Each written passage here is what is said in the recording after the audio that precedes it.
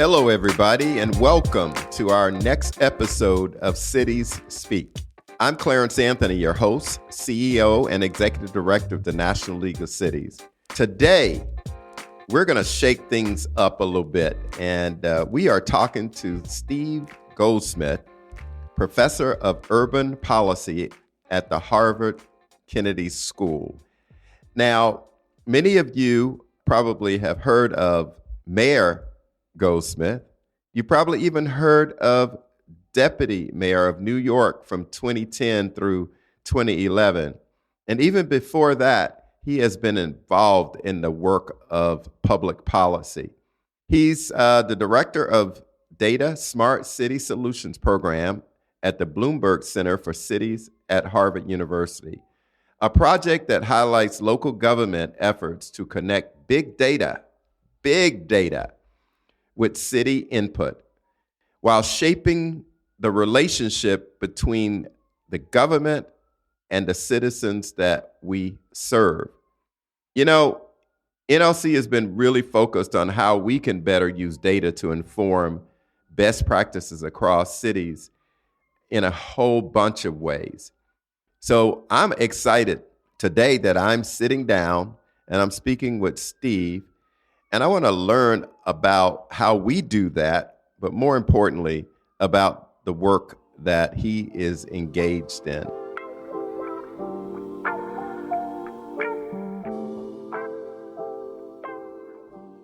Welcome, Steve. How are you? I'm fine. I'm honored to be with you, and I appreciate the important role of NLC in providing services to cities and your leadership as well. So thank you, Clarence, for the honor to be with you. Well, I'd like our audience to know that we've had a long relationship working with you. I have oftentimes been at conferences, and you and I look at each other and we say, we got to talk. Yes, indeed. There's so much going on, and we got to talk. So today is our opportunity to talk. Let me, first, I know who you are and your journey to public service. Do you mind talking a little bit about what drew you to public service and what was your journey to where you are now and the work that you're doing? Yeah, thanks. I'll do this quickly. I'm almost a living advertisement poster for NLCs. Nobody's asked me this on a podcast before, but I'll tell you this because nobody except you may care about this. That when I was in high school and a freshman in college, I decided I wanted to be a mayor. I thought that was the hardest job in America and the one where I could do the most good. And there was a guy in Indianapolis named Dick Lugar who was he was president of a school board when I was a high school kid there, and wrote me a note that motivated me. And he was a Rhodes Scholar, became mayor of Indianapolis, and so he motivated me, as did the opportunity. So I went to law school because you can't go to mayor's school, right? You got to do something else along the way, right? And so then I eventually became a district attorney. And in that process, saw kind of the worst of the city. I don't mean that in terms of the people themselves, but just the kind of the trauma. And I recommitted myself. I wanted to run around and get on the front of those problems, right, to see how I could make a difference. So I ran for mayor and served a couple terms, chief policy advisor to George Bush in the 2000 campaign, chairman of AmeriCorps. Went to Harvard to run this program on innovations. Went to New York City for 2 years to be deputy mayor for Mike Bloomberg, and then back to Harvard. That's my last 100 years in public service. So, I mean, that is a great journey and a good way to doing the work that you've done. Was the role of mayor what you really thought it would be? Was the best job in America? Yeah, I like to say it wasn't what I thought it would be, but it was what I thought it'd be times 10. Because as you know, and your members know, there is no other job where you can wake up in the morning and say, there's a problem, there's a person who's hurting, I'm going to solve that problem and have it and get it done. And that's really motivating, right? If you can get above the tangle of the kind of the daily deluge of political kind of firestorms, but if you just keep your focus on the people who live in your city, whether your city is 10,000 or 8 million, there is no better job because there's nowhere where you can accomplish more. It was everything I thought it would be and more. Well, one of these days, you and I are going to catch up on coffee and we can talk about how it has changed over the last years and what is our role. You know, talking about the role at Harvard, you have a big focus on how data can help city leaders better lead their cities, better decision making, and helping them be better policymakers. But there is a piece of data that also adds to creating transparency and building trust. Talk to me about some of the innovative ways and interesting ways you're seeing cities use data to inform policy, but also outcomes. Right. Thank you. Well, as you know, because this is your life's work as well, even though trust in government has plummeted, it hasn't plummeted in cities. It may be down slightly, but people still trust their local government. And trust, I think, is based on two things. I'm on my way to answering your question more specifically. But one is that you have to know what your residents care about. And then you have to help resolve their problems. And then you have to tell them about it, right? So it's a virtuous cycle, right, of understanding, listening, acting, and telling and repeating. And digital tools allow you to listen to your community more completely, whether you're doing community town hall meetings or listening to social sentiment or doing surveying, right? Broadly listening or producing more online conversations so that just small groups of people don't necessarily dominate. So, how to listen and how to use the data. So, that's one issue. A second is the reason we talk so much about data is because we think data platforms can bring together collaborations, whether the collaborations across the verticals of a city or whether they involve nonprofits, for-profits, and government. So to me, the opportunity of transparency, yes, it's transparency, but it's transparency plus. It's how do you use transparency where people can see what you're doing to understand how their lives are better as a result of the work. And then finally, with enough transparency, you can preempt the problems. You can understand what a community whose voice has been buried in the past. Now, if you listen carefully enough, if you see what they're saying, if you go to their meetings, if you watch their anonymized social media, you can intervene more quickly and responsively. That's just a few of the ways. And then I guess finally, Clarence, just to mention the obvious, but right, the purpose of data is to make services better. So how do we look at those services from the view of the resident? How can we get him or her there what they deserve more quickly? Those are all components of it. You know, we talk about the use of data and using it in a way to improve the lives of residents. Now, that's really powerful. Talk to me a little bit about the importance of pairing hard data together with community input and insights. And do you have an example of that or a city, community that has actually done that successfully? There are different ways, I think, to answer your question. You can get hard data in terms of analytics. Let's think about analyzing hospital data and lead pipe remediation to determine where the most problematic pipes are that produce lead conditions that hurt people.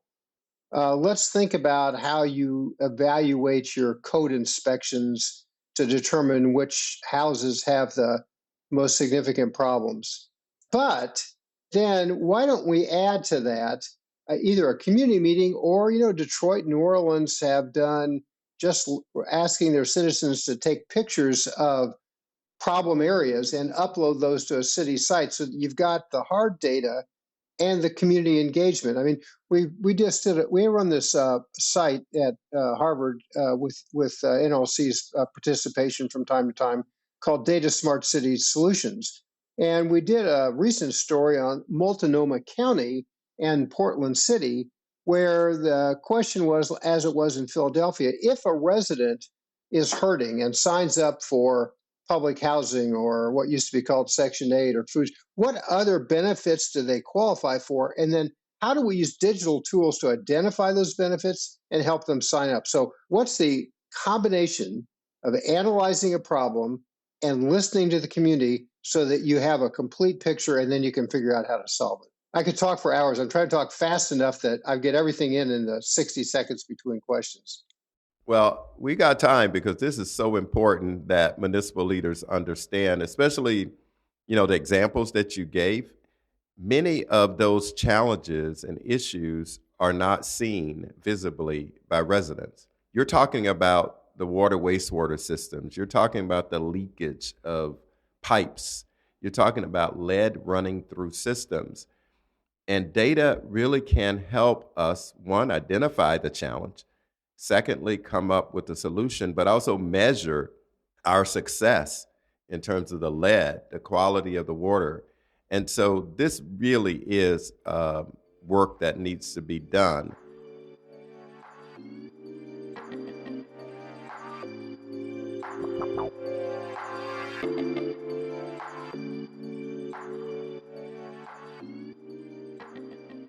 Are you finding that municipal leaders are eager to use data more intentionally? It's been, I don't know, 8, 9 years since I was deputy mayor for Mike Bloomberg, and we tried to set up the country's first data analytics center. It was, we kind of succeeded, but it was a little early. If you look at, we run a program at Harvard for chief data officers from 25 cities. And if you look at the tools they have now compared to the tools that I had 9 years ago, it's like I was in a different century, not just a different decade. So there is a lot more activity. When we first did the chief data officers group, we had 7 chief data officers. So that's all there were in the country, and now there are dozens and dozens. So all that is good. The technology's advanced. Cities have advanced. I'd say the challenges, though, Clarence, are the following. One, how do you imagine a solution across the agency lines? I once asked my chief data officers what's the biggest problem they had, and they said, we got to get our city leaders to ask us the right questions. We have the answers. It's we don't have the questions. So how do we think about questions across the agencies that bring the data together? So we have, and then we have a little bit of a structural problem. Cities have, as over the last 100 years, have a lot of rules, a lot of procurement rules, a lot of HR rules, a lot of hierarchical rules. Data allows you to see through those layers and see through those walls. So we need to think of ways to help our public employees work smarter, give them the tools to do it. So lots of progress, but we've only at the tip of the iceberg. Yeah, I agree. And I think that all of us are looking at, data and technology platforms that are changing every day. I mean, we're seeing the introduction of artificial intelligence, autonomous vehicles, 5G, technologies that improve climate change. One of the things that when I talk to mayors on City Speak, as well as at our conferences, they all say that they are now a smart city. And I think it's so interesting because times have really changed, as you said, over the last 9 years. Can you talk a little bit about, with all of that in mind, what does a smart city look like to you?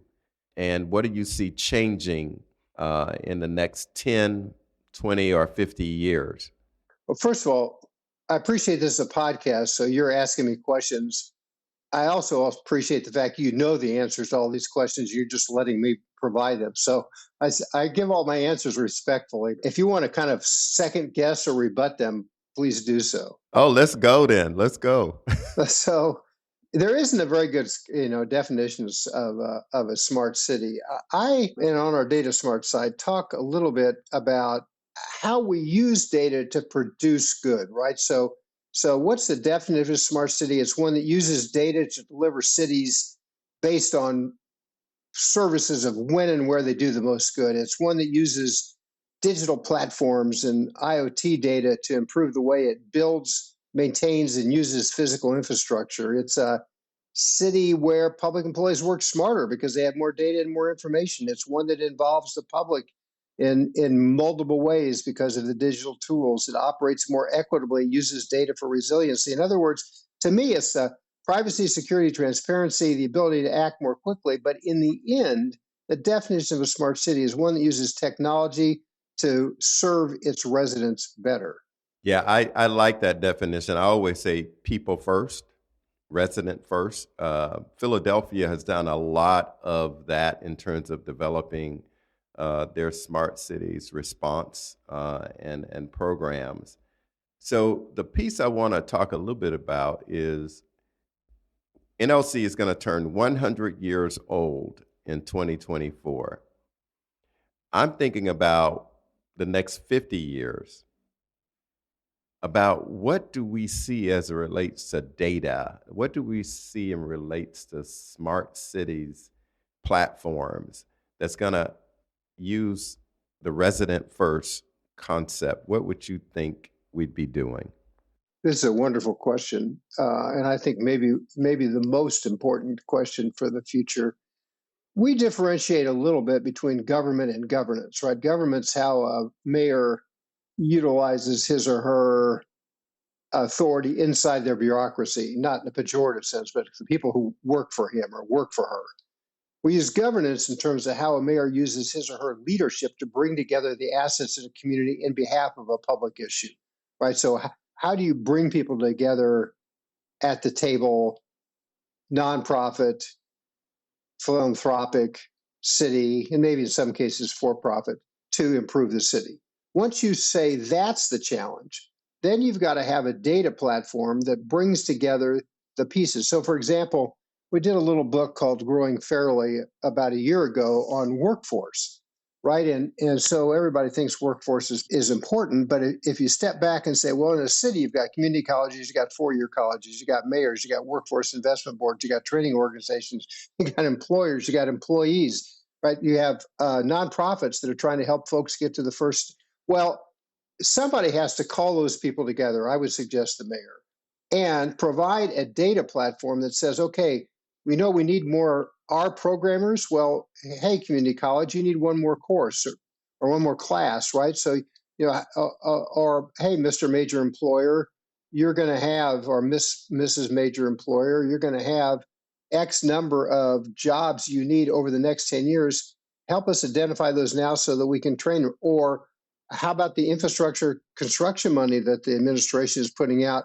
That's a chance for hugely redesigned and scaled up apprentice programs at a level we've never had before. So you can do that in almost any area, but the point is, if you're going to act in terms of collaboration and bring people to the table, they have to be informed by data so that they solve the problems. I think that will, your question relates to platform. Those data platforms can create systems instead of activities, which improve the challenges, opportunities, and equity for people living in cities. I 100% agree with you. And I think that as we look at this issue of using data and decision making and the platforms that are out there connected to the goal of improving our communities, I think we will have gotten it right. Let me ask you this question, and it's one of those that when you are doing the work that you're doing, no matter what that is, whether it's mayor, city manager, chief information officer, you do it because you got something in you that you want to do this work. I could say this work around data smart solutions is a calling for you because I've known you, and I can just anytime I'm around you, you're so prophetic about it. What do you want to see happen with your work that would transform America's cities, towns, and villages? What gets you up every morning around this topic? I love your questions. I may have to take you up on opportunities for more coffee with you. This is terrific. I believe that we have tools today that were unimaginable 10, 20, 30 years ago for the purposes of improving life in America's cities. And we have highly committed public officials. So I think the exciting opportunity is improve the data literacy, improve the way we think about the application of those tools, bring people together about the quality of their lives instead of the polarization that we see in the politics. So if we focus on people are hurting in many places, how can we help them? How can we learn more about the help that they need? How do we understand their context? Then I think you could Let me just kind of interrupt my last sentence by saying the following. As you know, Clarence, because you've been at this so long as well, that people go to work in a city because they want to help people. They don't go to work in a city because they want to become millionaires, right? So they're motivated when they think their work actually is helping somebody. It's when they think their work is mindless that they kind of lose their motivation. Most every city in America is having trouble recruiting public employees. That looks like a problem. But in some ways, maybe not. Maybe we then train up our existing employees so that they're more productive. They have more discretion. They can solve more problems, and they have more fulfillment in their jobs. So for me, this looks like the perfect moment in time to improve the working conditions and opportunities for America's public employees as a way of improving the quality of life in their cities. Wow. That is a powerful vision for our communities. And I think that we have municipal leaders that are excited about trying to achieve that big, audacious goal, if you will. If a city is interested in getting engaged and involved with data smart city solutions, how do they do that? Well, Harvard Kennedy School and the Bloomberg Center on Cities, where I work, values its relationship with NLC. So anything that you see through your constituents that we can help with is one way. Secondly, we have a pretty good website. And by that, I mean we have over 100 case studies of how data and analytics has been utilized in some city to improve the quality of service. So take a look, and my email is listed on that site, as there are others. And look, if you're a city official, if you're an NLC member, we're here to be of assistance. Well, I want to say thank you so much, because we do want to get our members engaged with you, working hand in hand to be able to use data and dream about being, quote unquote, a real smart city, and just not look at having electric metering or to have EV stations. It's a lot more than that. And I got to tell you, I learned a lot today from this conversation, and I hope our audience did. You and I can probably talk for a long time about our co-commitment and aligned commitment to the work of making our nation better by working with cities throughout America. So Cities Speak subscribers, audience, you have had the honor of hearing Stephen Goldsmith, Director of the Data City Solutions Center at the Bloomberg Center for Cities at Harvard University. And I will say a good friend of the National League of Cities and mine as well. So thank you so much for being here today. Thank you for your great work. And again, my honor to be with you. Thanks again. All right. Y'all have a good day.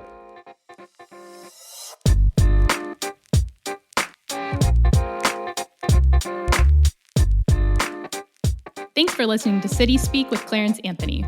If you like this show, let us know. Share this episode with your friends and make sure to subscribe. We're curious to hear what you think, what you want more of, and how we can improve. If you have feedback or an idea for a guest you'd like Clarence to sit down with, send us your thoughts at cityspeakpodcast@nlc.org. Join us next month for a new episode. Like and subscribe here or wherever you get your podcasts. See you next time.